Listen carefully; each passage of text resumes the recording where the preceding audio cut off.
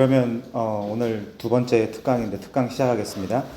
지난번 특강 때 그 새언약 말씀을 드렸잖아요. 특히 이제 구약과 신약을 이렇게 한 방에 꿰뚫는 어떤 그런 성경 안에서의 길을 찾는 그 말씀을 드렸는데, 요번에는 이제 그 신약 성경이 구약 성경에 대한 평가가 어떠한가. 그러니까 이제 좀 같은 맥락이긴 합니다. 말을 줄이면 구약을 신약이 어떻게 보고 있는가. 구약이라는 거는 이제 말 그대로 옛날 약속이라는 뜻이고, 신약이라는 건 새로운 약속이라는 뜻이기 때문에 이 신약 성경이 구약 성경을 어떻게 이해하고 어떻게 바라보고 있는가, 이 부분을 좀만 더 집중해서 살펴보면 좋을 것 같아요. 근데 제가 오늘 준비한 게 되게 많아가지고 다 할 수 있을지 몰라서 이제 바로 이제 다이렉트로 들어가겠습니다.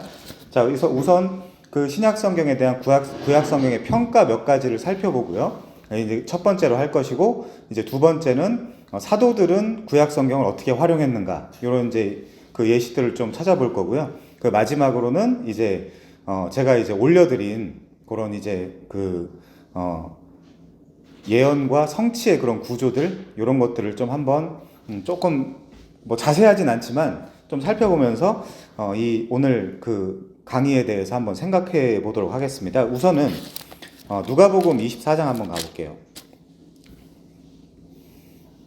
누가복음 24장에 가면 이런 표현이 있습니다. 누가복음 24장 25절, 이때는 예수님이 부활하셨을 때예요. 십자가에서 돌아가시고 부활하셨을 때입니다. 누가복음 24장 25절, 미련하고 선지자들이 말한 모든 것을 마음에 더디 믿는 자들이요. 만약 그러면 선지자들이 말한 거를 이 사람들이 믿어야 되고, 우선 이해해야 되고 믿어야 되는 건데 그렇지 못했다는 의미가 들어가 있는 거예요. 26절, 그리스도가 이런 고난을 받고, 이제 이런이라는 것도 어떤 의미가 있겠죠. 이런 고난을 받고 자기의 영광에 들어가야 할 것이 아니냐. 그러니까 예수님은 고난을 받고 영광에 들어가시는 분으로 이제 설명이 되어 있습니다. 자, 27절이 좀 중요한데요. 이에 모세와 모든 선지자의 글로 시작하여 모든 성경에 쓴 바 자기에 관한 것을 자세히 설명하셨다, 이렇게 되어 있어요. 그러니까 지금 예수님이 바라보시는 정경, 구약 성경에 대한 이해는 지금 여기 어떤 자기에 관하여 자세히 설명하시기 위한 성경이다, 이제 이렇게 바라보신다는 의미가 이제 되는 거죠. 하기오스 그라포라고 이렇게 되어 있는데, 그래서 이제 우리말로 번역하면 성경이거든요. 거룩한 글. 그 성경이 예수님에 대해서 이제 설명하는 책이다, 이제 그렇게 되어 있는 겁니다. 자, 31절도 볼게요. 그래서 그들의 눈이 밝아져. 이 재밌는 표현인데, 16절 보면 눈이 가리어져서 이제 이렇게 되어 있어요. 눈이 가리어져서. 근데 여기서 31절에 보면 눈이 밝아져 그인 줄 알아보더니 예수는 그들에게 보이지 아니하신지라, 이렇게 되어 있습니다. 그리고 그들이 서로 말하되 길에서 우리에게 말씀하시고 우리에게 아까 말씀드린 그 하기오스 그라포, 성경을 풀어주실 때에 우리 속에서 마음이 뜨겁지 아니하더냐 하고. 자, 근데 우리가 그 역사적 맥락에서 볼 때 이때의 성경은 당연히 구약 성경입니다. 신약 성경일 수가 없어요. 그러니까 지금 구약 성경을 풀어주실 때에 마음이 뜨거워지지 아니하더냐라고 말씀을 하시는 겁니다. 자, 44절도 볼게요. 44절, 또 이르시되 내가 너희와 함께 있을 때에 너희에게 말한 바 곧 모세의 율법과 모세우스 노모스, 그 선지자의 글과 프로페테스, 그리고 시편에 나를 가리켜 기록된 모든 것, 그러니까 푸살모스, 시편, 이 모든 것들이 이루어져야 하리라 한 말이 이것이라 하시고, 여기 또 이제 모든 것이라고 돼 있죠. 판타라는 헬라어인데 전체 다예요. 그러니까 모세가 쓴 글, 선지자가 쓴 글, 시편에 쓴 글, 전체 다, 전체 다가 이루어져야 하리라 한 말이 이것이라 하시고, 이에 그들의 마음을 열어 성경을 깨닫게 하시고, 또 이르시되 이같이, 그러니까 이같이가 이제 어떤 걸 이야기하겠어요?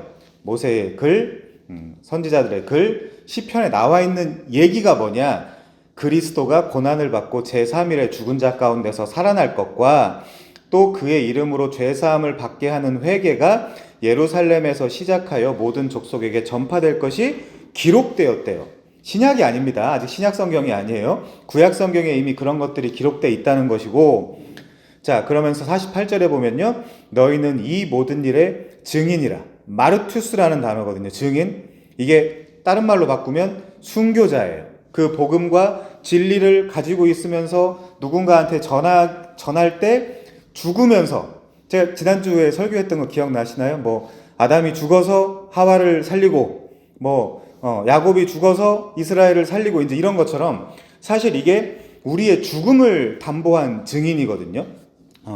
우리가 이제 증언을 할 때, 그러니까 예를 들면 겸양, 겸손 이런 이야기가 아니라 그 미랄처럼, 그 예수님이 우리의 대표가 되고 우리의 머리가 되기 때문에 예수님이 한 알의 미랄이 썩어서 많은 열매를 맺는다 그러잖아요. 그런 것과 똑같이 우리도 마찬가지로 이 증거의 사명을 감당하기 위해서 내가 죽어야 된다는 거예요. 그게 이제 야곱의 씨름으로 우리가 연결할 수도 있겠죠. 자, 이 상태에서 우리가 일단은 디모데전서 2장을 한번 가보겠습니다. 디모데전서 2장. 성구만 쭉 찾아보면서 성경 전체가 어떤 이야기를 하고 있나 좀 생각을 해보겠습니다. 디모데전서 2장 5절 6절을 보시면요, 하나님은 한 분이시요 또 하나님과 사람 사이의 중보자도 한 분이시니 곧 사람이신 그리스도 예수라. 그가 모든 사람을 위하여 자기를 대속물로 주셨으니 기약이 이르러 주신 증거니라. 그러니까 기약이 이제 계속 구약에서부터 그 얘기를 이제 해 오신 거죠. 그러면서 이제 이렇게 그 십자가에서 죽으시고 장사 지내고 부활하신 다음에 그 당사자, 그러니까 예수 그리스도에 대한 이야기를 이 제자들에게, 이 증인들에게 사마리아와 예루살렘과 사마리아 땅끝까지 너희가 좀 전달해 줬으면 좋겠다 해가지고 저희도 이제 그 메시지를 받아서 지금 2023년 한국에도 저희가 지금 예수를 믿는 사람들이 있는 거거든요. 이제 그런 구조로 교회가 이제 더 이어져 존속돼 가는 거라고 우리가 생각하시면 되겠습니다. 자, 이제 요한복음 1장 45절 가볼게요. 요한복음 1장 45절. 의미만 좀 보시면 됩니다. 요한복음 1장 45절에 보시면 빌립이 나다나엘을 찾아 이르되, 자, 얘네들은 이게 중요해요. 왜냐하면 구약에서 이야기하는 게 얘네들한테는 정경이고 걔네들한테는 확실한 어떤 그 메시지이기 때문에 빌립이 나다나엘에게 찾아 이르러 모세가 율법에 기록하였고 여러 선지자가 기록한 그 일을 우리가 만났으니 요셉의 아들 나사렛 예수다. 이런 식으로 변증을 하는 거거든요. 지금 성경을 잘 보면. 그래서 그 초기 그 그리스도인들은 이 구약에 나타났던 그런 메시지들을 우리보다 너무 잘할 거 아니에요. 그런 문화, 관습, 언어 이런 모든 것들을 다 잘 압니다. 그 사람들은 잘 알고 있기 때문에 그 구약에 있는 것들을 정통했고 그것들을 그 당시의 사람들에게, 야, 여기 이렇게 기록된 그분이 바로 예수님이야 라고 이제 초기의 그리스도인들이 그렇게 이제 전도를 할 수 있었던 어떤 그런 근거가 되는 거죠. 자, 이제 우리가 그 다음에 요한복음 5장으로 넘어갑니다. 요한복음 5장 39절에 보시면요, 이렇게 되어 있어요. 요한복음 5장 39절. 너희가 성경에서, 이게 그라퍼입니다. 성경이. 너희가 성경에서 영생을 얻는 줄 생각하고 성경을 연구하거니와. 그러니까 여기 생각하고는 뭐냐면 이게 도케오란 단어거든요. 너네한테 이미 프레임이 있다, 그 뜻이에요. 너네한테 그 사상이 있다. 그러니까 너희가 성경에서 영생을 얻는 줄 생각하는 거는 뭐 거기까지는 맞는데, 자, 그 다음에 그러면서 성경을 연구하거니와 에류나오, 계속해서 공부하고, 여기가 이제 무슨 메시지가 있나 이제 알아보고 뭐 이제 그런 겁니다. 왜? 그들에게는 우리와 동일하게 하나님의 말씀이었으니까. 그렇게 이제 계속해서 연구하거니와 이 성경이 곧 내게 대하여 증언하는 것이니라, 이렇게 되어 있어요. 그러니까 여기 이제 증언이라는 단어도 마르툴레오예요. 동사, 증언하였다라는 이제 동사가 마르툴레오. 그러니까 마르투스랑 똑같은 겁니다. 이것도. 그러니까 이 성경이 곧 내게 대하여 증거하는 거다. 여기를 이제 잠깐 잡아놓고 요한복음 8장 17절 한번 볼까요? 요한복음 8장 17절에 보면 율법에도 두 사람의 증언이 참되다 기록되었으니, 이렇게 되어 있잖아요. 여기 이제 두 사람이라는 부분은 성경에서 제가 이제 전에 말씀드렸던 것 같은데, 두 사람이라는 건 뭘 상징하는 표현일까요? 교회를 상징하는 표현이에요. 두 증인. 그래가지고 두 증인의 증거가 참되다. 이제 이런 식으로 계속해서 그 얘기를 하는데, 그러면서 18절에 보면 내가 나를 위하여 증언하는 자가 되고 이러면서 계속 밑에 보면 계속 증언 그런 단어들이 계속해서 나오거든요. 그러니까 내가 나를 위하여 증언하는 자가 되고 나를 보내신 아버지도 나를 위하여 증언하시느니라. 이런 증언. 요 증언이라는 단어가 이제 굉장히 중요합니다. 그래서 자, 다시 아까 요한복음 5장으로 올게요. 요한복음 5장 46절 볼게요. 이번엔 46절. 요한복음 5장 46절. 이번엔 모세를 믿었더라면 또 나를 믿었으리니. 왜냐하면 그 당시 유대인들에게 제일 중요한 어떤 그런 선생님은 누구였죠? 모세였죠. 그러니까 너네가 모세를 믿었더라면 그러니까 모세를 제대로 믿었더라면 사실 나를 믿었을 텐데 왜? 그가 사실은 내게 대하여 기록했어. 그러니까 우리 입장으로 한번 돌이켜 생각해 보면 우리가 이제 어떻게 생각하는 경향이 있죠? 모세의 글들도 사실은 거기 뭐 십계명도 써 있고 이제 그러니까 이런 말씀들을 잘 지키면 그냥 하나님이 날 사랑해 주시겠지가 아니라 모세가 사실은 그런 행간 아니면 그 메시지 전체 내용 아니면 그런 그 모든 그런 흐름들 전부가 다 누구를 위해서 기록했다는 겁니까? 예수님을 위해서 기록했다는 거예요. 예수에 대해서 설명하기 위해서. 자, 47절. 그러나 그의 글도 믿지 아니하거든 어찌 내 말을 믿겠느냐. 너네는 안 믿는 거다 사실. 이제 그런 표현을 하고 있는 겁니다. 지금 보면. 자, 이제 우리가 이제 그 복음서에는 그 정도로 보고요. 이제 사도행전 17장 한번 가볼게요. 사도행전 17장. 사도행전 17장. 이 사도행전이라는 게 어떤 거죠? 정확하게는 예루살렘 교회가 생기고 이들이 이제 또 성령도 받고 이제 그러면서 이들이 이제 사마리아 땅끝까지 이 사도들이 복음을 전파해가는 그 사도들의 행적을 기록해 놓은 거거든요.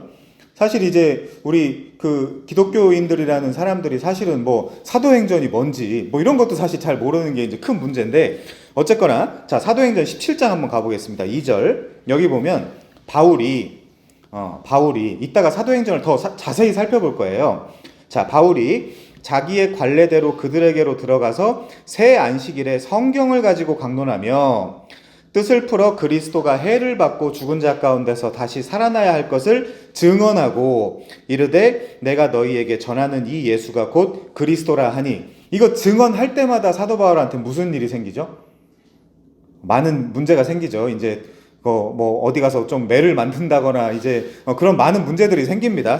이 전도할 때마다. 그러니까 사실 전도는 지금 시대의 교회들이 이야기하는 고지론으로 하는 게 아니에요. 내가 높은 사람, 훌륭한 사람, 돈 많은 사람, 뭐 학벌이 좋은 사람으로 되는 게 아니라 제가 아까 그 예수님이 말씀하신 그 미랄의 정신 그걸 가지고 이제 내가 점점 삭제되고 죽으면서 하는 게 이제 전도고 설교라고 이제 우리가 이해를 할 수 있겠죠. 자, 이제 그 다음에 사도행전 18장 28절을 봅니다. 사도행전 18장 28절.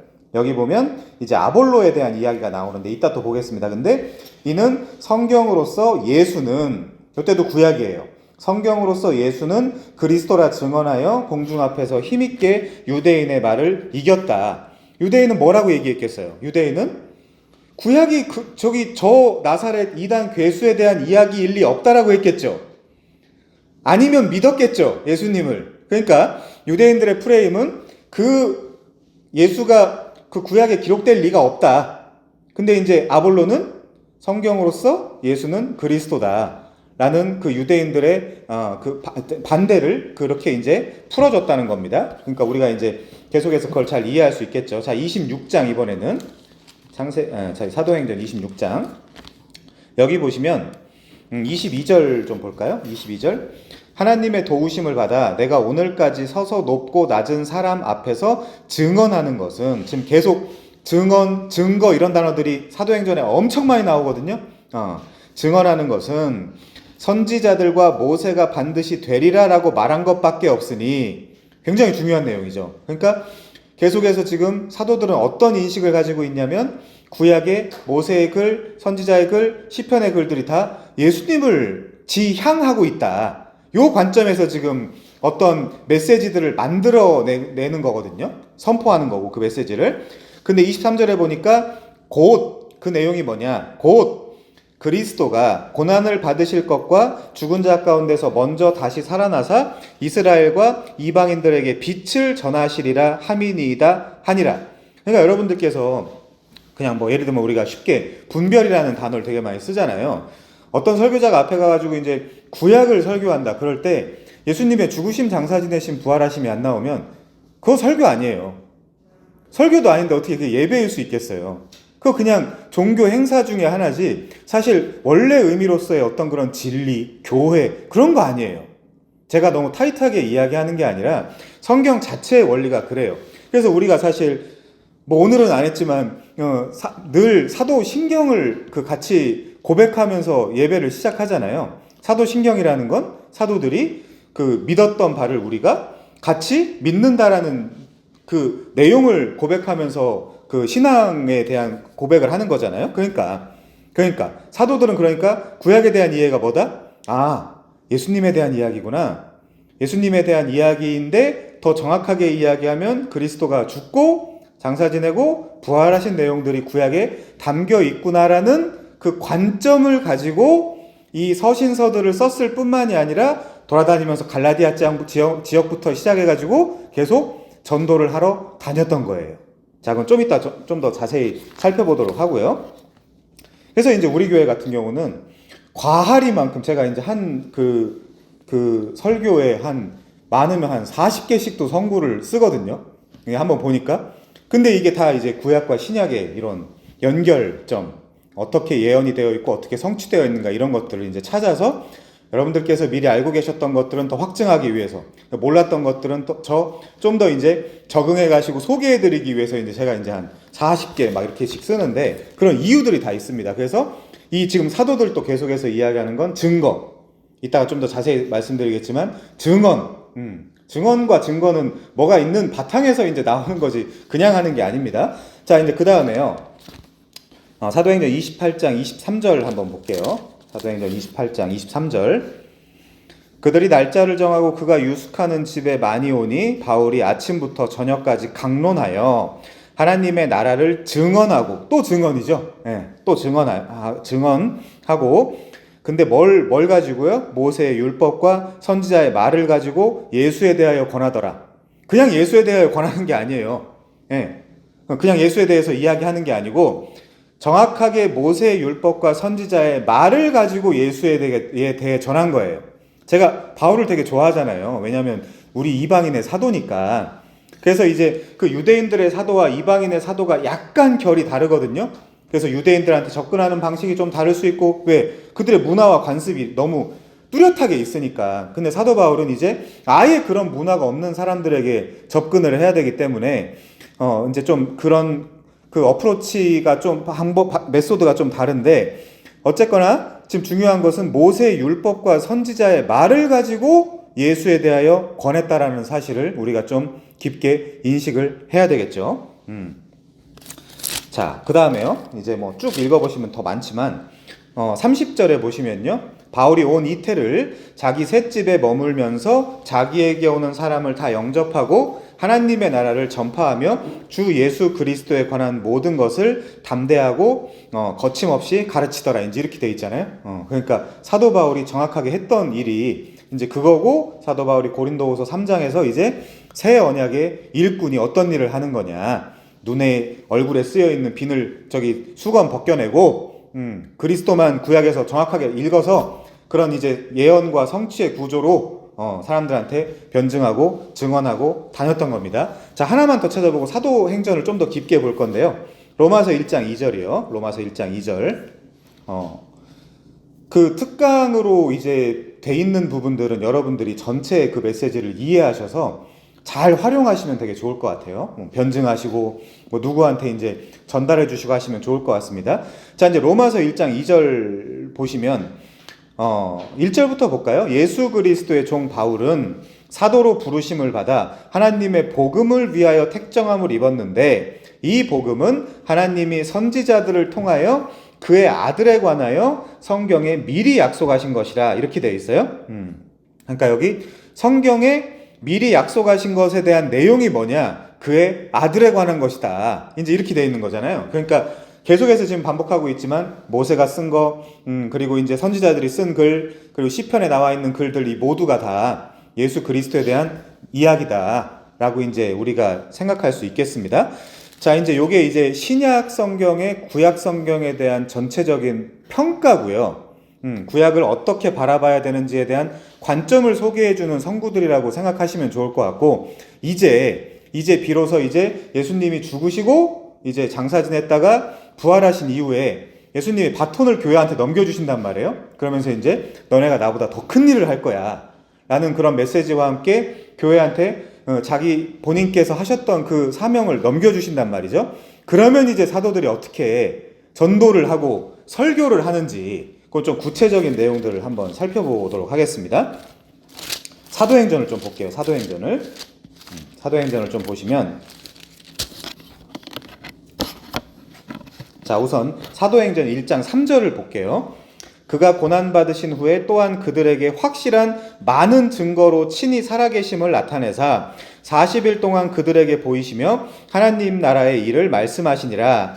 사도와 함께 모이사 그들에게 분부하여 이르시되 예루살렘을 떠나지 말고 내게서 들은 바 아버지께서 약속하신 것을 기다려라. 요한은 물로 세례를 베풀었으나, 자, 여기서 되게 중요해요. 요한은 물로 세례를 베풀었다 그러죠. 그 요한이 물로 세례를 베푼 게 뭐예요? 요한이 물로 세례를 베푼 그 내용들이 뭡니까? 그 내용이 중요하잖아요. 그러면 누가복음 3장 한번 가볼게요. 누가복음 3장. 지금 이 사도행전은 요한의 세례를 무시한단 말이에요. 나중에 요한의 세례만 알고 있는 애들도 굳이 불러다가 성령 세례를 준단 말이에요. 자, 일단 누가복음 3장 가볼게요. 누가복음 3장에 가면, 자, 3장 7절이요. 요한이 세례받으러 나오는 무리에게 이르되, 지금 그러니까 사도행전은 뭐냐면 이거 하지 말라는 거예요. 이 세례는 너무 부족하다. 자, 근데 기존에 여러분들이 생각한 그 세례와 회개에 대해서 한번 생각해 봅시다. 요한이 세례를 받으러 나오는 무리에게 이르러 독사의 자식들아 누가 너희에게 일러 장차 올 진노를 피하라 하더냐. 그러므로 회개에 합당한 열매를 맺고 속으로 아브라함이 우리 조상이라 말하지 마라. 내가 너희에게 이르노니 하나님이 능히 이 돌들로도 아브라함이 자손이 되게 하시리라. 이미 도끼가 나무 뿌리에 놓였으니 좋은 열매 맺지 아니하는 나무마다 찍혀 불에 던지우리라 하면서 마치 우리가 기존에 배웠던 것처럼 11절 옷 2벌 있는 자는 옷 없는 자에게 나눠줘. 나쁘다는 얘기가 아닙니다, 여러분. 이게 이렇게 하면은 무슨 말이냐면, 이렇게 하면은 이 땅에서는 큰 자일지 모르지만 하늘에서는 어떻게 된다는 거죠? 지극히 작은 자보다 더 작은 자가 된다는 거예요. 이해하시는지 모르겠네, 이거를. 자, 좀만 더 볼게요. 12절. 세리를 또 세례를 받고자 하여 와서 이르되 선생이여 우리는 무엇을 하리이까? 이르되 부가 된 것 외에는 거두지 마라. 이 뭐예요? 사실 이게 다 노모스 법들이죠. 지금 요렇게 하나님 앞에서 하면, 요렇게 하면 너네가 이제 착한 사람이 되고 하나님이 사랑해 주실 거야 라는 프레임이잖아요. 기존에 우리가 들어왔던 그거 하지 말라는 거예요. 사도행전에서. 그건 너무 부족하다. 그거 가지고 구원을 못 받는다. 지금 그 얘기거든요. 자, 14절. 군인들 또 물어 이르되 우리는 무엇을 하리이까? 사람에게서 강탈하지 말며 거짓으로 고발하지 말고 받는 급료를 족한 줄로 알라. 요 정도가 요한이 가지고 있었던 구원론이에요. 요 정도가. 그러면 그 사도행전의 구원론은 뭐예요? 형제들아 우리가 어찌할 거라 그러니까 사도들이 뭐라 그래요? 주 예수를 믿으라 그러죠. 그거예요. 성령 세례가. 그러니까 자꾸 교회에 와가지고 착한 일을 하지 말라는 게 아니라 착한 일로 무슨 구원을 받을 수 있다거나 무슨 회개가 가능해진다거나 이런 생각을 하면 안 된다는 거예요. 자, 다시 사도행전으로 5절. 요한은 물로 세례를 베풀었으나 너희는 몇 날이 못되어 성령으로 세례를 받으리라 하셨느니라. 그들이 모였을 때 예수께 여쭈어 이르되 주께서 이스라엘 나라를 회복하심이 이때이니까. 무슨 말이에요? 우리나라 부강해 주게 할 겁니까? 지금 그 질문 하는 거예요. 왜 이 질문을 할까요? 성령 받기 전이니까.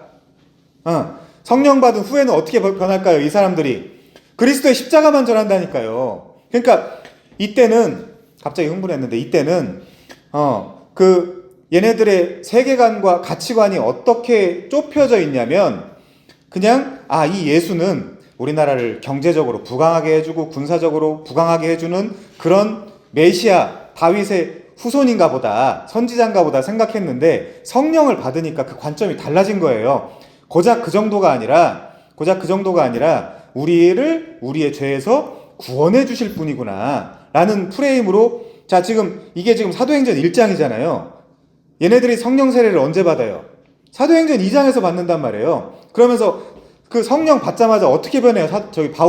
베드로가 전도하잖아요, 갑자기. 예수님 이야기를 하잖아요. 이제 그걸 이제 살펴볼 건데.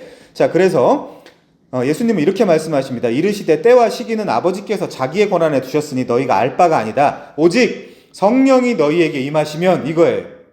오직 성령이 너희에게 임하시면 너희가 권능을 받고 예루살렘과 온 유대와 사마리아 땅끝까지 이르러 내 순교자가 되리라, 이거예요.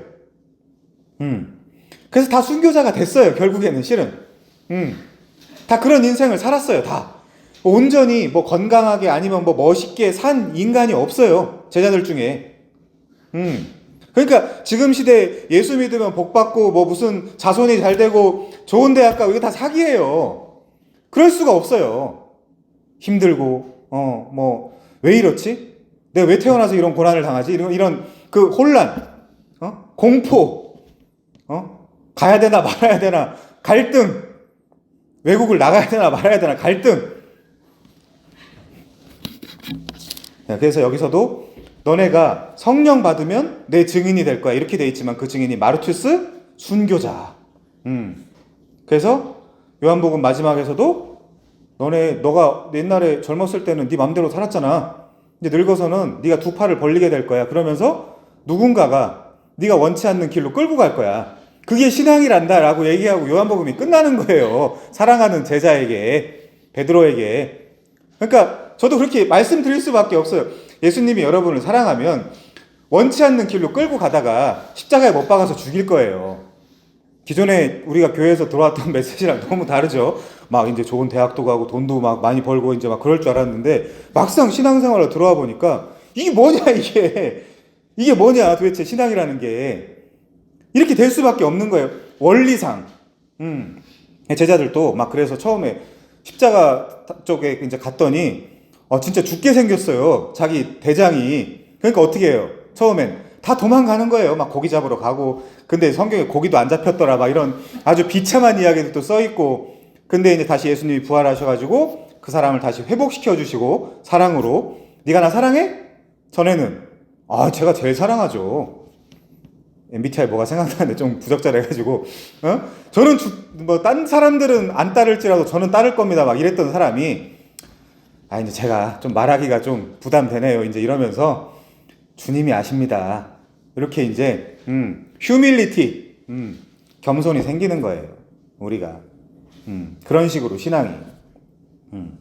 자, 그래서 이제 증인이 된다라는 게 그런 의미고요. 이제 사도행전 2장으로 넘어가면 오순절 날이 일어요. 오순절 날이. 그 구약에서는 맥추절이죠. 그 추수하고 나서의 그 50일 이후가 이제 그 오순절이라고 할 수 있는데, 이날 이제 우리는 방언 기도라고 알고 있잖아요. 근데 방언 기도가 없어요. 뭐냐면 11절에 보면 우리의 각 언어로 하나님의 큰일을 말함을 듣는도다가 방언이에요. 랄랄라 또또또 하라는 게 아니고, 그 옛날에 저주 받아가지고 혀가 다 갈라져가지고 제가 얘기하는 게 무슨 말인지 모르겠고 얘가 얘기하는 게 무슨 말인지 모르겠던 그 소통의 부재의 저주, 한 혈통으로 지었다라고 사도행전에도 나오는데, 그 소통의 부재의 저주가, 그 글로사가 풀리는, 그래가지고 하나님의 백성들만 한 언어로 그리스도의 그 십자가의 그 비밀을 알아듣는 그 하나님의 큰일을 말하는 거예요. 그러니까 외지에서 온 사람들도 저 얘기가 이 얘기구나라고 받아들인 거예요. 저 얘기가 그 얘기구나. 자, 그래서 14절 이하에 보면요, 이제 소제목으로 베드로의 오순절 설교 이렇게 돼 있죠. 이제 갑자기 도망 다니고 막 그랬던 베드로가 이제 이 성령을 받고 나서 어떻게 변했냐. 자, 14절. 모든 사람들아 이 일을 너희로 알게 할 것이 내 말에 귀를 기울여라. 강해졌어요, 갑자기. 겁이 없어졌어요. 때가 제 삼신이 너희 생각과 같이 이 사람들이 취한 것이 아니다. 세술이다 오히려. 이는 곧 선지자 요엘을 통하여 하신 것이니 일렀으되, 다 읽으면 시간이 그러니까 17, 18, 19, 20, 21절은 유대인이나 이방인이나 상관없이 하나님의 성령을 받을 것을 예언한 요에서 2장 28절부터 32절까지를 인용하면서 지금 사도 베드로가 설교를 하고 있는 거예요, 말하자면. 그러니까 구약에 사실 성령에 대한 예견도 있는 거죠. 이런 면에서 구약의 요에서를 끌어다가 너네들이 이제 성령을 받을 거야 라는 지금 메시지를 전하고 있으니까요. 그러면서 자 21절 누구든지 주의 이름을 부르는 자는 구원을 받을 거야. 이게 성령 세례예요. 옷 한 벌 있는 거 뭐 어떻게 하고 뭐 부과된 것만 그렇다고 세금을 더 뜯으라는 얘기는 아니에요.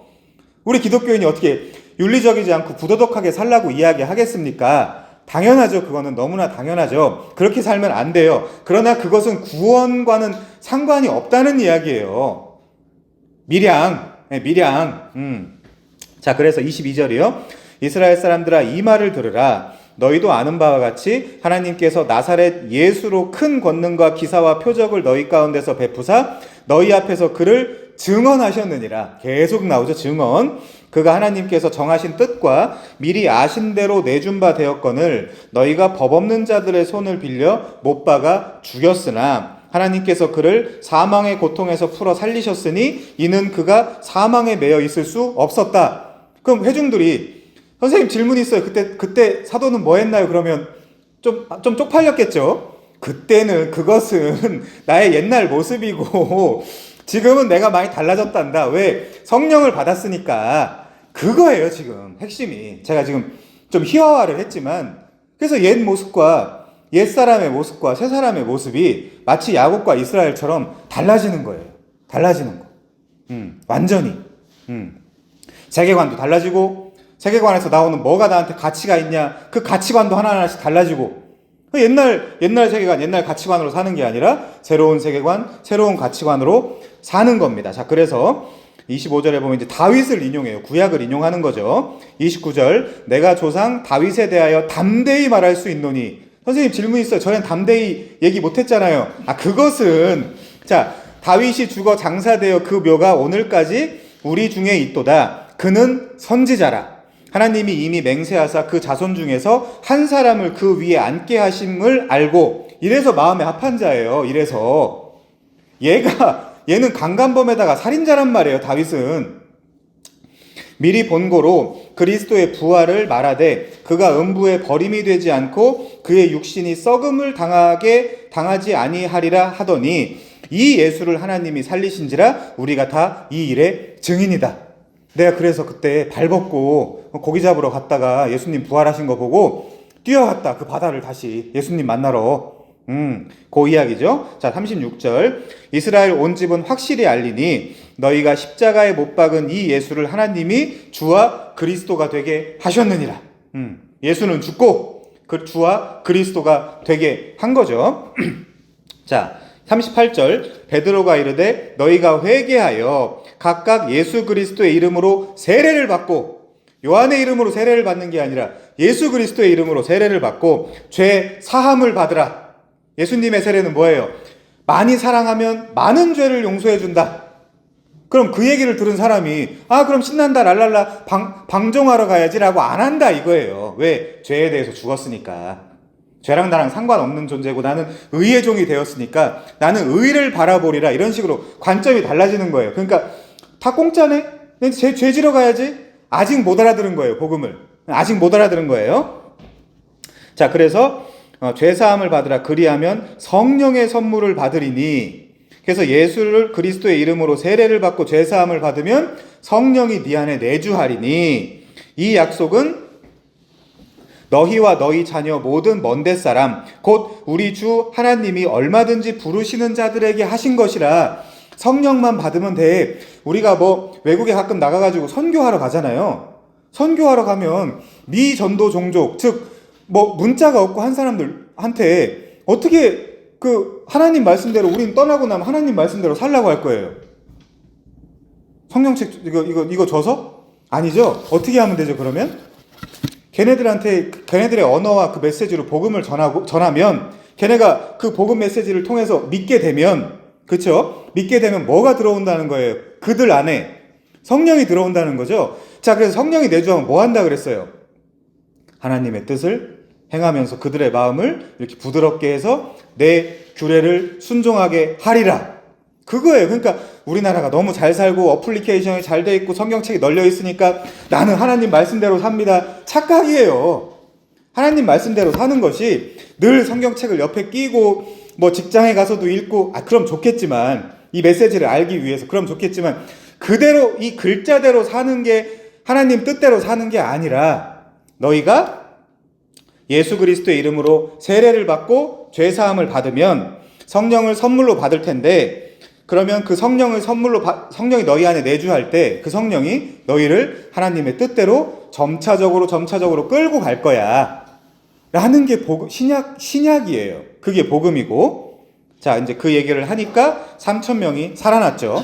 구약 율법이 떨어졌을 땐 3,000명이 죽었는데 지금 이제 그 성령이 산에서 내려오니까 3,000명이 살아나는 어떤 그런 역사들이 이제 있는 걸 우리가 볼 수 있습니다. 자, 그 다음에 3장 11절 위에 소제목에 보면 이제 베드로가 솔로몬 행각에서 설교를 해요. 그때 13절에 보시면 또 아브라함과 이삭과 야곱의 하나님 이런 표현이 나와요. 구약이죠. 구약을 가지고 복음을 전합니다. 이제 그 뜻이에요. 아브라함과 이삭과 야곱의 하나님 곧 우리 조상의 하나님이 그의 종 예수를 영화롭게 하셨느니라. 왜 요셉이 없다 그랬죠? 1차 성취였으니까. 애굽 땅에서 1차 사분할 바네아로서의 성취였으니까 아브라함, 이삭, 야곱에게 준 언약이 중요하다. 그러면서 너희가 그를 넘겨주고 빌라도가 놓아주기로 결의한 것을 너희가 그 앞에서 거부하였으니 지금 갑자기 구약 얘기하다 신약으로 넘어갔잖아요. 그러니까 구약과 신약의 통전적 이해가 중요해요. 통전적 이해. 너희가 거룩하고 의로운 일을 거부하고 도리어 살인한 사람을 놓아주기를 구하여 생명의 주를 죽였도다. 그러나 하나님이 죽은 자 가운데서 그를 살리셨으니 우리가 이 일에 뭐래요? 증인이래요. 증인. 이 일에. 그러니까 사도들도 증인이고 사도들이 우리한테 또 넘겨줬으니까 우리도 증인이고. 자, 18절 하나님이 모든 선지자의 입을 통하여 자기의 그리스도께서 고난받으실 일을 미리 알게 하신 것을 이와 같이 이루셨다. 선지자들을 통하여 말한 것을 예수님을 통해서 이루셨다. 그러므로 너희가 회개하고 돌이켜 너희 죄 없이 함을 받으라. 이게 성령 세례예요. 내가 내 행위를 고치는 게 아니에요. 돛 닦는 게 아니에요. 이렇게 하면 새롭게 되는 날이 이스라엘이죠. 이스라엘. 야곱이 아니라 주 앞으로부터 이를 것이요 또 주께서 너희를 위하여 예정하신 그리스도 곧 예수를 보내시리니 하나님이 영원전부터 거룩한 선지자들의 입을 통하여 말씀하신 바 만물을 회복하실 때까지는 하늘이 마땅히 그를 받아두리라. 모세가 말하되 주 하나님이 너희를 위하여 너희 형제 가운데서 나 같은 선지자 하나를 세울 것이니 너희가 무엇이든지 그의 모든 말을 들을 것이라. 이게 어디 써 있죠? 신명기 18장에 써 있거든요. 그런데 지금 이 사도들은 그 신명기 18장 즉 모세의 글에 써 있는 거를 어떻게 우리한테 적용하죠? 그게 예수님에 대한 이야기였어. 지금 이러고 있는 거죠. 너희가 그의 말을 들으라. 이 얘기가 그가 예수님이었어. 이렇게 적용하는 거잖아요, 지금. 자, 그래서 누구든지 그 선지자의 말을 듣지 아니하는 그 선지자는 그럼 누구겠어요? 23절에 그 선지자는 예수겠죠?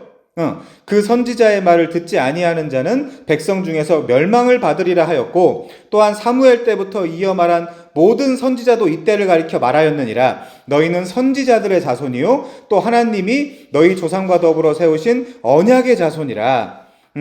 아브라함에게 이르시기를 땅 위의 모든 족속이 너의 씨로 말미암아 복을 받으리라. 이게 제라죠. 스페르마 제라 하셨으니 하나님이 그 종을 세워 복 주시려고. 여기 그 종은 누구예요?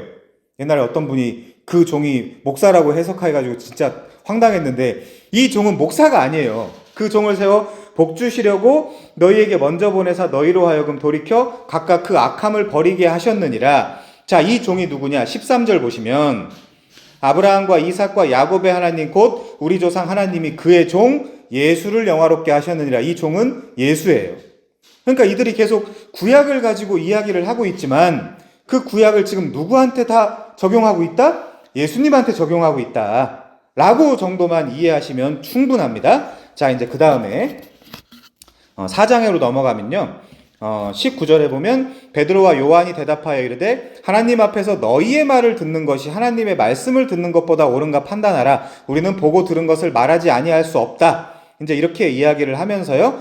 27절 헤롯과 본디오 빌라도는 이방인과 이스라엘 백성과 합세하여 하나님께서 기름 부으신 거룩한 종 예수를 거슬러 하나님의 권능과 뜻대로 이루려고 예정하신 그것을 행하려고 이 성에 모였다. 33절 사도들이 큰 권능으로 주 예수 부활을 증언하니 무리가 큰 은혜를 받아 그 중에 가난한 사람이 없으니 이는 밭과 집 있는 자는 팔아 그 판 것의 값을 가져다가 사도들의 발 앞에 두매 그들이 각 사람의 필요를 따라 나누어 줌이라. 그러니까 생각뿐만이 아니라 사실은 삶도 바뀌어가는 거죠. 성령 세례 이후에.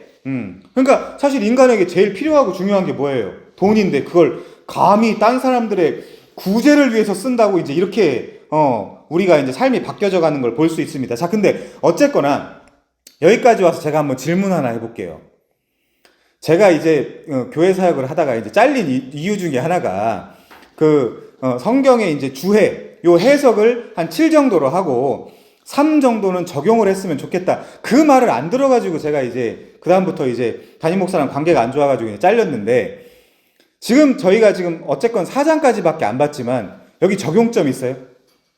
적용점.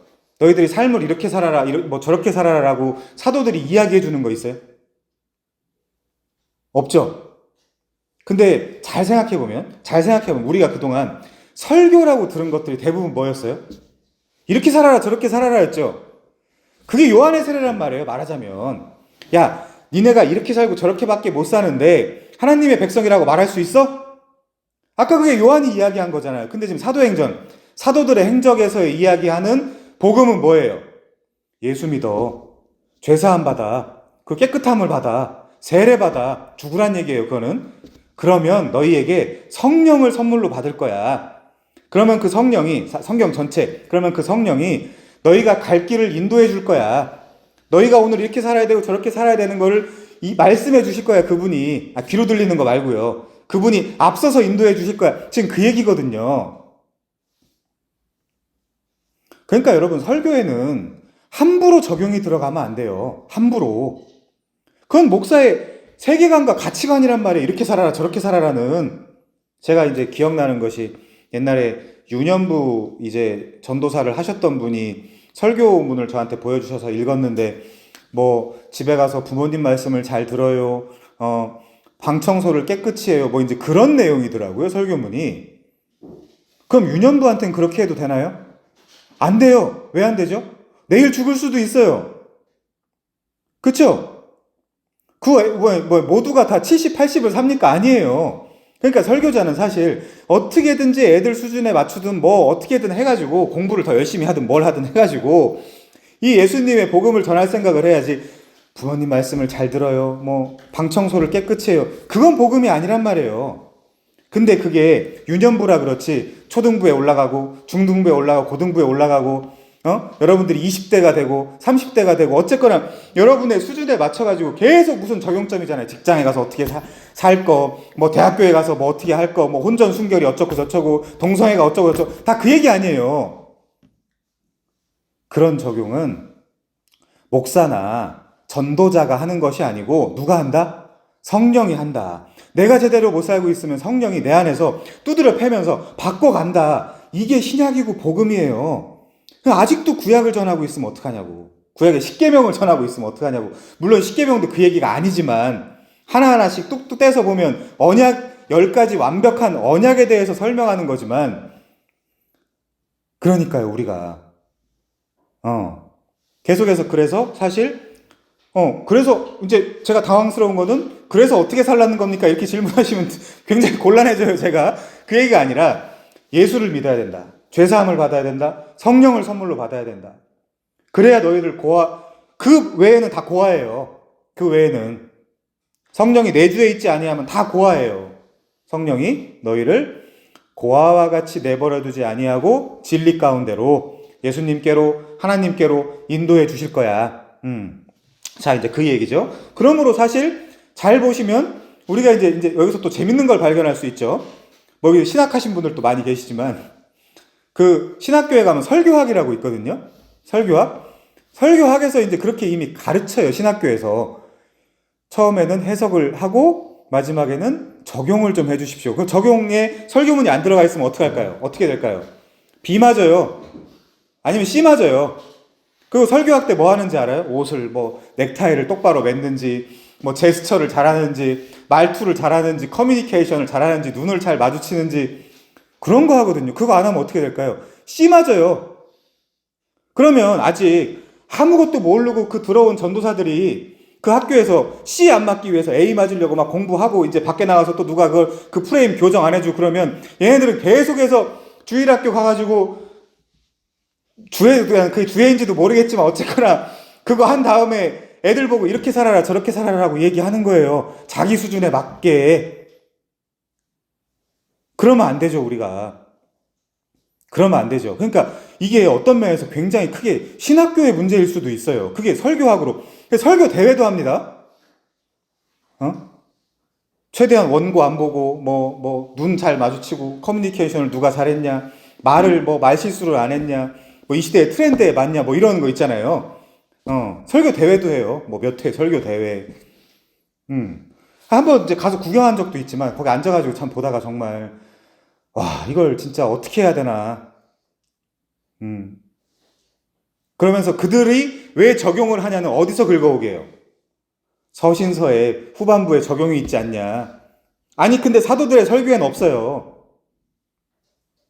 서신서 후반부에 적용이 없다라고 제가 부정하진 않겠어요. 적용이 있죠. 근데 그거는 각 교회에 맞는 그 교회에 대한 적용이에요. 여자는 교회에서 말하지 말고 잠잠하십시오. 이거 이 시대랑 안 맞는단 말이에요. 그 당시 은사를 너무 많이 받아가지고 사고 친 사람들 이런 사람들 되게 많았던 그 교회 특수한 적용이에요. 이 시대에 안 맞아요. 왜 여자가 말을 하면 안 돼요? 다 말을 해도 되죠. 그러니까 이제 그런 이제 정당성을 이제 아무것도 모를 거라고 생각하니까 이제 바울 서신이 아니라 그 신약에 있는 서신들 끝에서 여기 적용 있잖아 이렇게 이야기하면서 그 정당성을 확보하는데 지금 우리가 변증해 나가는 방식은 뭐예요? 사도들의 설교에는 적용이 없다. 사도들의 설교에는 적용이 없다. 이래라 저래라 없다. 알아서 하는 거다. 그거는 하나님과 알아서 하는 거다. 자, 넘어갈게요. 7장에 보시면요. 이제 여러분 유명한 설교죠? 스데반의 설교입니다. 자, 그럼 스데반의 설교에 적용이 있을까요? 없을까요? 적용이 없어요. 죄 지적하고 너희는 답이 없다? 예수 믿어라? 돌 맞고 끝이에요.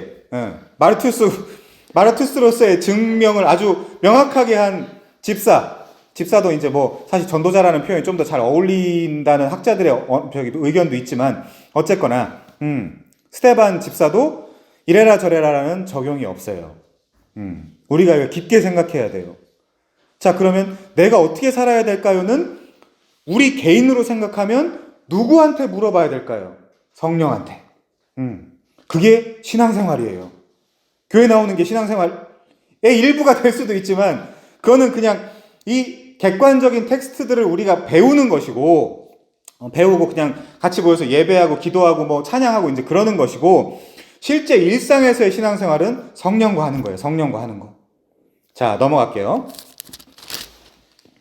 이제 8장으로 넘어갈게요. 8장으로. 8장 1절에 보니까 사울은 그가 죽임당함을 마땅히 여기더라. 왜요? 성령이 아직 없으니까.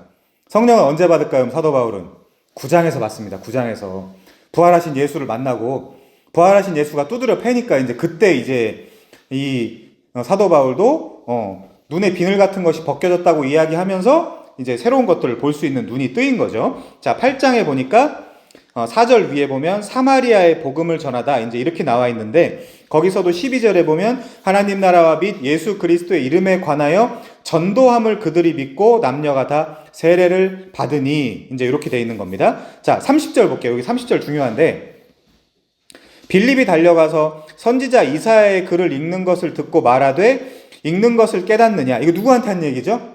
네시한테. 에디오피아 네시가 막 성경을 갖다가 읽고 있어요. 근데 이제 그걸 못 깨달는 거예요. 말하자면 들짐승의 상태인 거죠. 좀 센 표현으로 이야기를 하면. 그러니까 이 사람이 뭐라고 이야기하냐면 지도해주는 사람이 없으니 어찌 깨달을 수 있느냐 하고 빌립을 청하여 수레에 올라 같이 앉으라 하니라. 그러니까 빌립이 앞으로 여러분들이 하셔야 될 일인데 이런 사람들한테 야 이게 뭐야 이렇게 물어보면 그거 내가 알려줄게. 수레 와서 좀 앉아봐. 이게 증언이에요. 전도지 돌리는 게 증언이 아니고 지하철 가서 사람들 불편하게 하는 게 증언이 아니고 이게 증언이에요. 구약의 모세의 글, 선지자의 글, 시편의 글을 갖다가 여기 봐 하면서 이제 변증을 해주는 게 증언이에요. 증언. 자 32절 읽는 성경 구절은 이것이니 일러스되 여기가 어디냐면 여러분들이 잘 아시는 이사야 53장이에요. 그가 찔림은 우리의 허물 때문이 그거 있잖아요. 이사야 53장 그가 도살자에게로 가는 양과 같이 끌려갔고 털 깎는 자 앞에서 있는 어린 양이 조용함과 같이 그의 입을 열지 아니하였도다. 그가 굴욕을 당했을 때 공정한 재판도 받지 못하였으니 누가 이 세대를 말하리요. 그의 생명이 땅에서 빼앗김이로다 하였거늘. 자 이제 내시가 질문을 합니다. 빌립에게 말하되 청컨대 내가 묻노니 선지자가 이 말한 것이 누구를 가리킴이냐 자기를 가리킴이냐 타인을 가리킴이냐 헷갈려 하는 거예요. 이 내시가. 그러니까 이제 빌립이 이제 빌립에다가 여러분의 이름을 넣으시면 되는데 빌립이 입을 열어 이 글에서 시작하여 예수를 가리쳐 복음을 전하니 이 글이 뭐예요? 그러면 선지자의 글이죠. 이사야가 쓴 거니까 모세의 글, 선지자의 글, 시편 선지자의 글입니다. 이 글로 시작하여 예수를 가르쳤고 복음을 전하니 길 가다가 물이 있는 곳에 이르러 그 내시가 말하되 보라 물이 있으니 내가 세례를 받음에 무슨 꺼리낌이 있느냐. 개역개정은 없음이라고 나와 있는데 제 성경은요 밑에 보면 빌립이 이르되 네가 마음을 온전히 하여 믿으면 가하니라.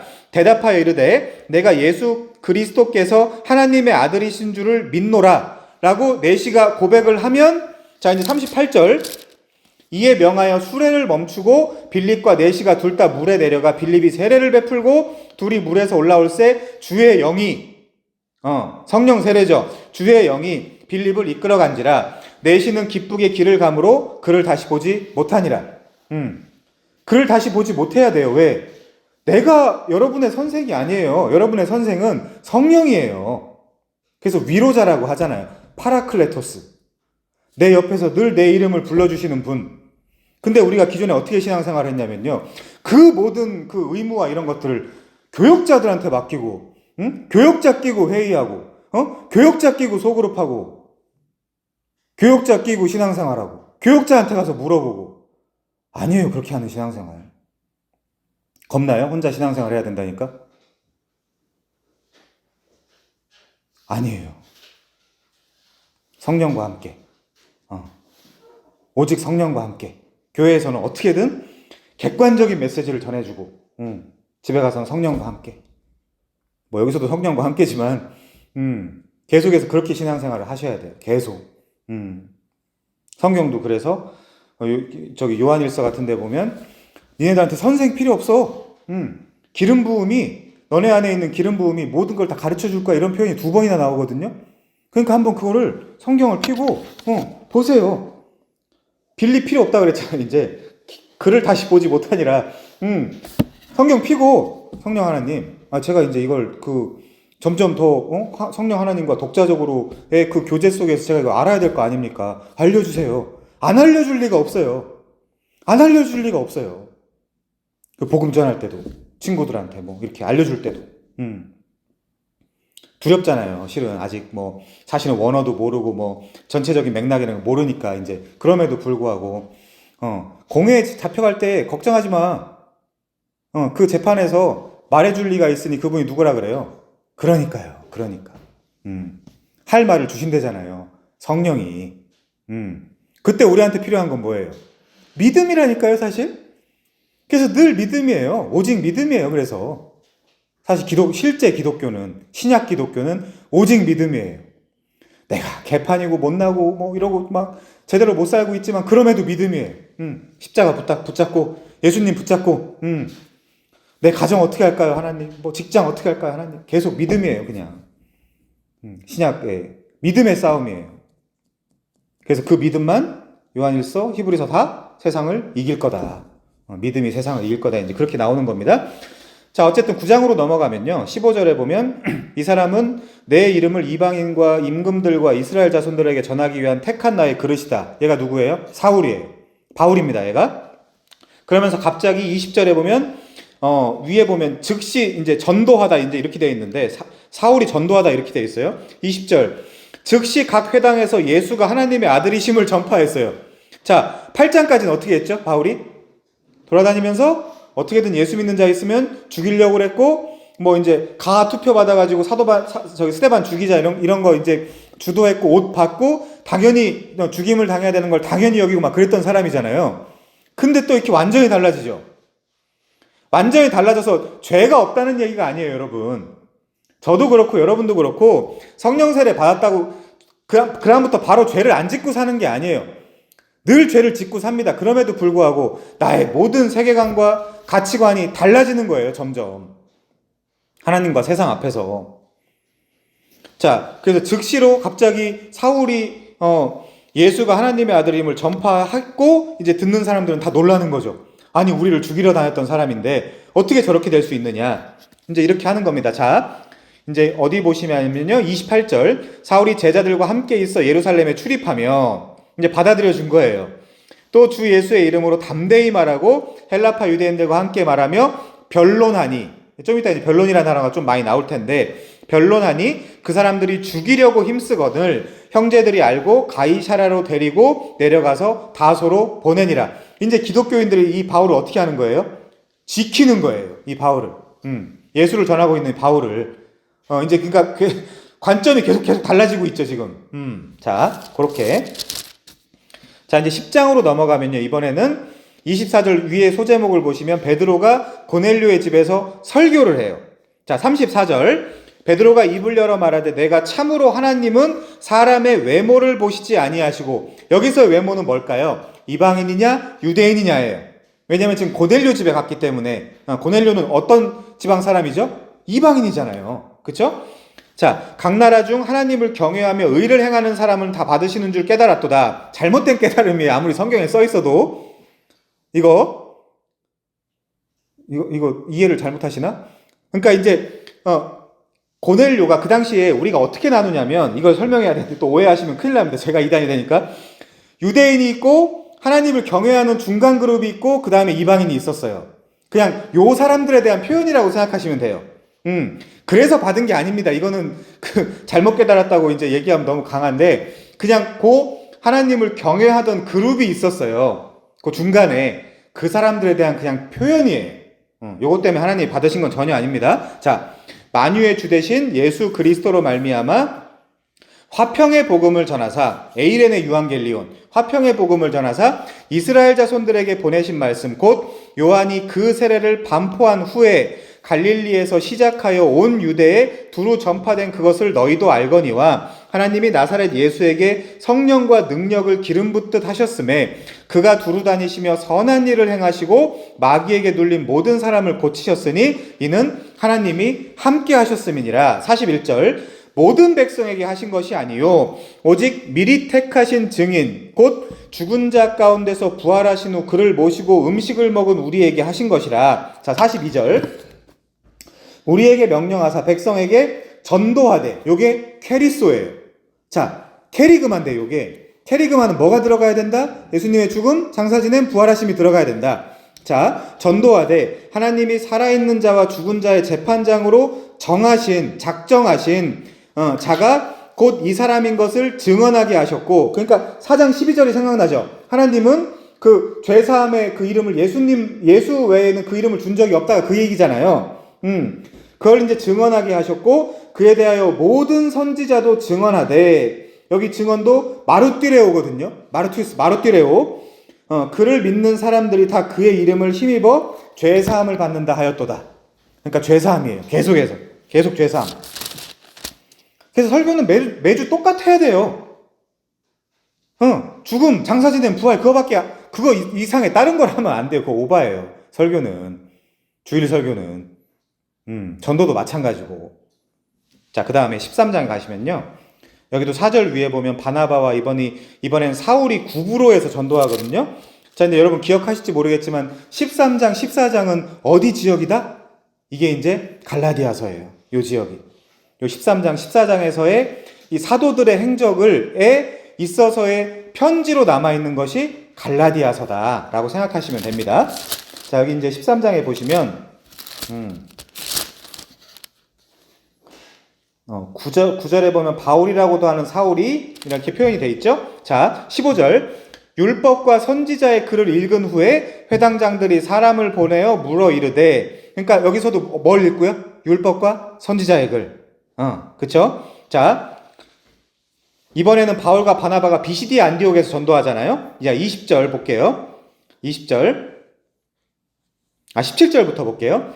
이스라엘 백성의 하나님이 우리 조상들을 택하시고, 아니 왜 지금 전도하는데 그 아브라함 이야기부터 나오죠? 그래야 된다니까요. 그래야 된다니까. 자, 이스라엘 백성의 하나님이 우리 조상들을 택하시고 애굽 땅에서 나그네 된 그 백성을 높여 큰 권능으로 인도하여 내사. 왜 출애굽 얘기를 해야 되죠? 그래야 된다니까요. 전도가. 광야에서 약 40년간을 그들의 소행을 참으시고 가나안 땅 7족속을 멸하사. 왜 사사기 얘기를 해야 되죠? 그래야 된다니까요. 자, 그 땅을 기업으로 주시기까지 약 450년간이라 그 후에 선지자 사무엘 때까지 사사를 주셨더니 그 후에 그들이 왕을 구하거늘. 왜 사무엘 열왕기 얘기를 해야 되죠? 그래야 됩니다. 그래야 돼요.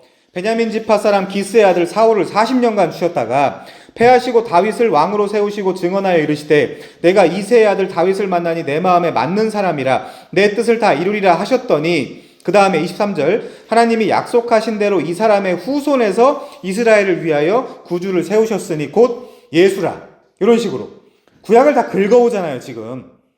족장 때부터 해가지고 사사 이야기, 그리고 이제 사무엘서 열왕기서 다 긁어와가지고, 자, 그렇지?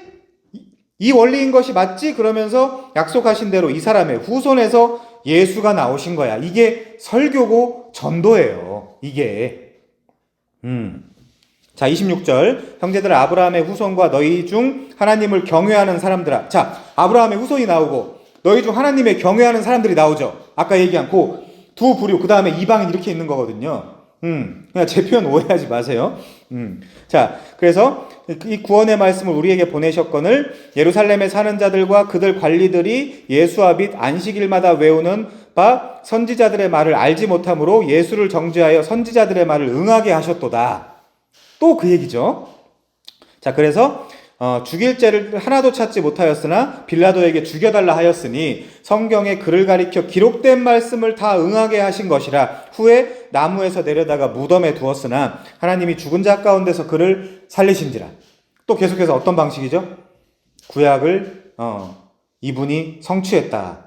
적용 없어요. 설교는 적용 없어요. 그거는 적용을 굳이 해야 된다면 신방 때 하거나 만나서 하거나 이렇게 해야 돼요, 사실. 사람들이 이렇게 생각합니다. 우리 근데 좀 조심하는 게 좋지 않겠습니까? 엄마랑 그렇게 음행을 하면 어떡합니까? 그런 거는 이방인도 또 없는 죄입니다. 이런 얘기는 그때 가서 해도 되잖아요. 사실. 자, 그게 이제 고린도전서의 적용인데, 어쨌거나, 조금만 더 볼게요. 그 다음부터는 좀 빨리 넘어가겠습니다. 자, 32절도 보시면요.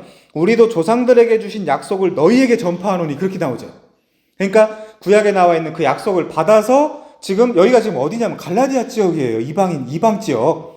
너희에게 전파하노니 곧 하나님이 예수를 일으키사 우리 자녀들에게 이 약속을 이루게 하셨다 함이라. 시편 2째 편에 기록된 바와 같이 너는 내 아들이라 오늘날 너를 낳았다 하셨고. 이 찬양 부르면 돼요, 안 돼요?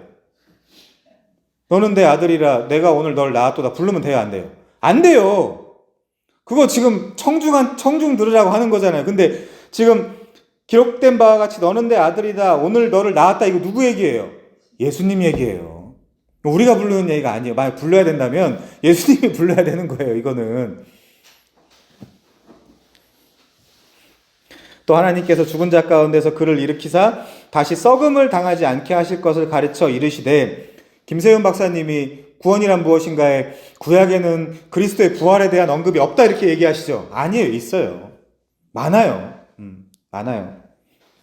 내가 다윗의 거룩하고 미쁜 은사를 너희에게 주리라 하셨으며 또 다른 시편에 일렀으되 주의 거룩한 자로 썩음을 당하지 않게 하시리라 하셨느니라. 그게 누구예요? 예수죠. 그러면서 또 다윗 이야기 나오고 39절에 보면 모세 이야기 또 나오고 뭐 이제 이러면서 계속 마지막에 43절에 하나님의 은혜 가운데 너희가 머물러 있으면 좋겠다. 그러니까 우리가 이렇게 계속해서 살펴본 바 사실은 우리가 지금 소위 적용이라고 하는 거에는 굉장히 큰 함정과 위험성이 도사리고 있다.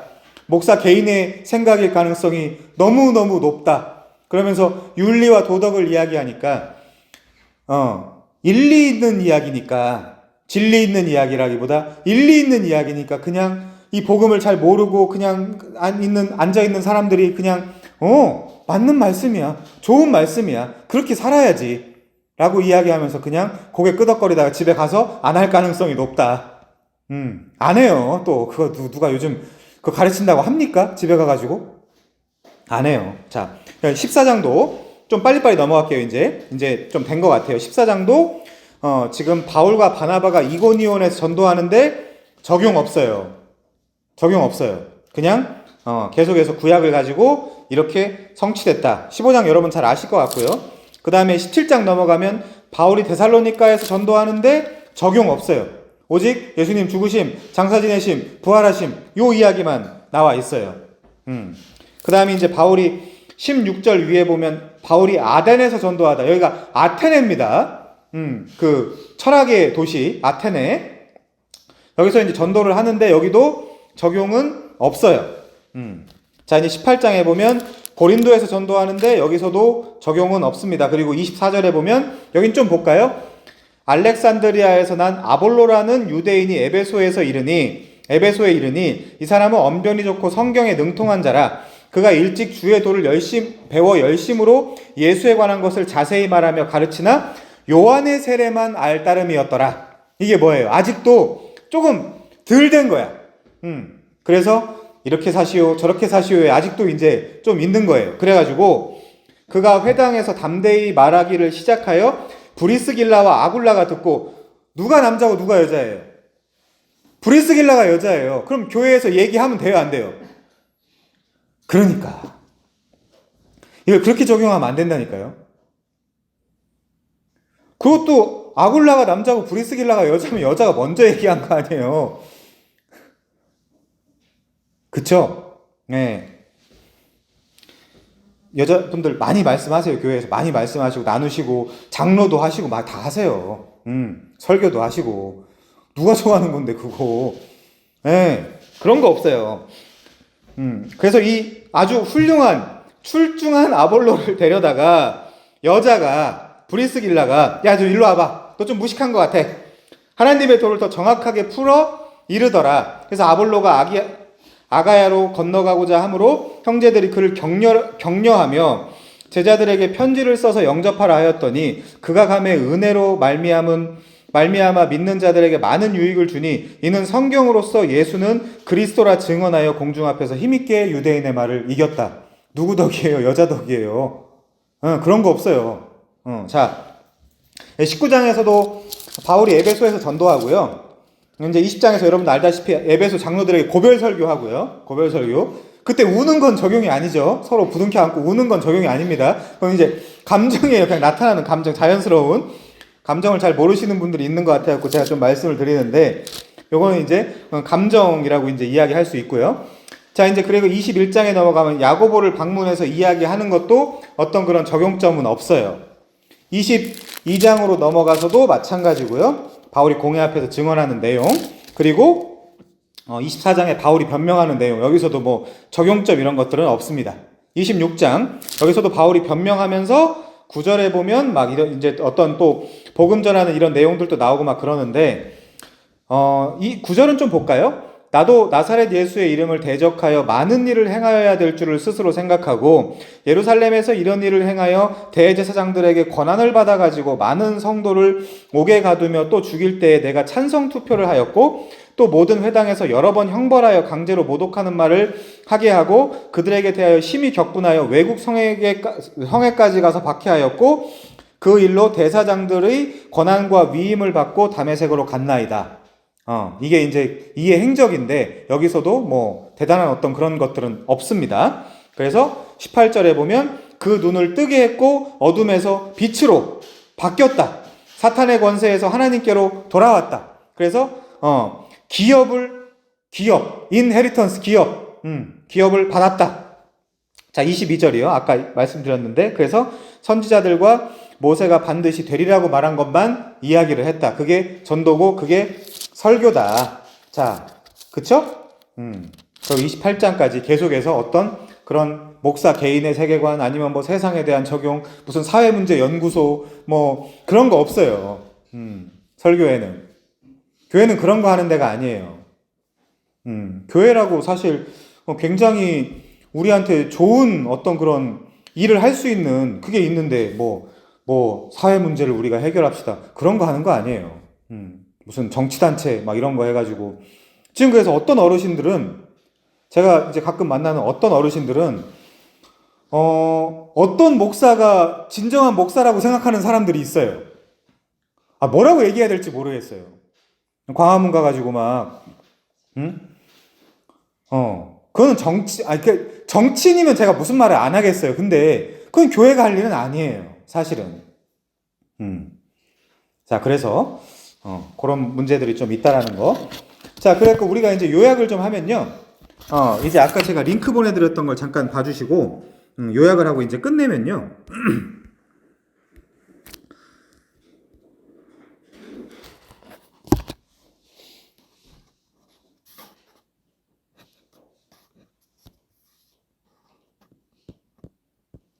자, 여기에서도 지금 일단 구약에는 아까 제가 그 링크 보내드린 것도 한번 봐주시면 좋겠습니다.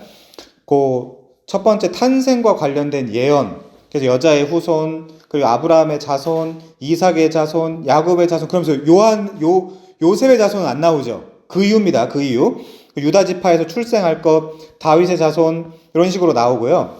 그리고 이제 처녀에게서 탄생할 것이다. 알마 이렇게 되어 있거든요. 그러니까 이제 성 경험이 없는, 그래서 성령으로 잉태할 요거에 대한 이야기죠. 그 이제 베들레헴에서 탄생할 것, 그리고 그 외에 탄생에 관한 예언들 이렇게 나옵니다. 자, 두 번째, 생애와 사역에 대한 예언들. 애굽으로 피신 갈 거다. 그게 이제 그래서 이 출애굽이랑 연결하는 거예요. 일부러 지금. 그 헤롯의 유아 대학살. 헤롯이 지금 누구 역할을 하는 거예요? 바로의 역할을 하는 거죠. 그 이 헤롯은 이두메 사람, 즉 에돔 사람이라고 말씀드려서 여기까지 야곱과 에서가 싸우고 있다. 누구 발꿈치를 잡고 지금 싸우고 있다 서로. 그런 것들을 우리가 볼 수 있습니다. 자, 그 다음에 이제 공생에 시작하는 예언, 갈릴리를 중심으로 사역할 것에 대한 예언, 주를 비유로 들어 가르치실 것에 대한 예언, 그 주로 그래갖고 내가 비유가 아니면 말씀하지 아니하신다. 그래갖고 이제 그림 언어예요. 구약은. 너무 문법으로 가면 안 돼요. 그림들 이렇게 이제 잘 하면 되겠고요. 그 다음에 병고침, 억눌린 자를 자유케 하는 사역들, 이런 것들은 여러분이 이제 돌아가셔서 한번 쭉 훑어보시면 좋을 것 같아요. 이런 예언이 이렇게 예수님에게서 성취되었구나. 그 다음에 기름 부음 받은 메시아에 대한 예언, 그리고 다윗의 왕위를 이을 유대인의 왕이라는 예언, 이런 것들. 아까 말씀드린 게 나오네요. 모세와 같은 선지자. 이걸 아까 성경이 그대로 다이렉트로 예수님한테 적용하는 걸 우리가 신뢰해서 찾았잖아요. 아까 사도행전 여기까지 나오는데, 자 이제 그래서 구약을 그런 식으로 보시면 됩니다. 자, 8번째 보면 기름 부음 받은 메시아 멜기세덱의 반차를 따를 대제사장이라는 예언. 그 다음에 성전이 되어서 오신 분. 그럼 지금 성전 건축 헌금을 받으면 돼요, 안 돼요? 안 돼요. 그런 헌금은 없어요. 그냥 믿음의 분량대로 자발적으로, 저희 교회는 뭐 회비 제도지만 어쨌든 자발적으로 감사한 만큼 내면 돼요. 자, 그 다음에 선한 목자로 오실 분. 자, 세 번째는요, 고난 예루살렘에 입성, 죽임당한 부활, 승천에 대한 예언들. 그래서 동족 유대인들한테 배척당하고 버림받으실 거. 그리고 이제 버림받았으나 보배로운 모퉁이 돌이 될 거. 근데 거기 걸려 넘어지면요, 망하는 거예요. 아니면 그 돌이 나한테 떨어지면요, 작살 나는 거예요. 이제 그런 식으로 저주받을 자와 그 돌을 의지하는 자, 이제 둘로 나눠지는 겁니다. 신약에 잘 보면. 자, 그 다음에 나귀를 타고 예루살렘에 입성하실 것, 그 제자들에게 배신을 당할 것, 은 30에 팔리실 것, 거짓 증인들로부터 고소당하실 것, 이제 뭐 좀 내려가서요, 능욕, 그리고 채찍, 그 고난받으심, 그 번제자 취급을 받아서 흉악범들과 함께 처형되심, 최근에 그 강도 설교했었죠. 손과 발에 못 박히실 것, 조롱당하고, 뭐 쓸개탄 포도주, 옷을 제비 뽑을 것, 원수들을 위해 오히려 기도하실 것. 그래서 강도 중에 하나가 그다음 바로 이제 태세 전환을 하잖아요. 우디르급. 자, 그 다음에 대신 버림받고 심판받는 죄인으로 절규하는 기도. 그 다음에 우리 죄를 담당한 희생양. 뼈가 하나도 꺾이지 않을 거라는 예언. 부자의 무덤에 장사되고 부활하고 하늘로 승천하실 거라는 그런 예언들이 다 구약에 다 있는 거예요. 그러니까 이런 것들 여러분들이 댁에 돌아가셔서 요 구약의 것들을 읽어보고 신약의 것들을 읽어보시면 여기 있는 건 지금 되게 적거든요, 양이. 근데 이제 읽어보시면 이제 점점 더 구약이 신약을 이렇게 예언하고 있고 신약은 이렇게 구약을 성취하고 있구나를 좀 더 성경을 볼 때 좀 더 확실하게 이제 보실 수 있을 겁니다. 이제 마지막으로는요, 그리스도께서 앞으로 이루실 것에 대한 것들을 보면 이 땅에 다시 오실 것, 재림이죠. 구원받은 백성들을 부활시키고 사망을 영원히 멸하실 것, 그리고 세상을 심판하실 것, 피조 세계를 회복시키실 것. 피조 세계가 하나님의 아들들 나타나기를 고대하고 있다고 그러잖아요. 기다리고. 자, 모든 무릎이 예수 이름에 꿇고 주님이라 시인할 것, 이런 것들. 그리고 영원히 통치하실 것, 이런 것들. 우리의 왕으로. 그러면 그 중간 성경에 있는 사사기, 왕이 없으므로 자기 소견에 옳은 대로 행하였더라는, 제발 이런 저런 그런 너희들의 행위, 그런 행실 좀 바꿔가지고 하나님한테 사랑받아라 이렇게 적용하면 절대 안 돼요. 그래서 제가 계속해서 똑같은 이야기지만 계속해서 사사기를 가지고 왕이 필요한 현실 현존을 살고 있는 이스라엘 백성에 대해서 이야기하다 보니까 좀 세게 이야기할 때도 있고 격하게 이야기할 때도 있고 이제 너무 적나라하게 이야기할 때도 있고 이제 그런 겁니다. 자, 어쨌든 오늘 그 메시지를 좀 요약하면요,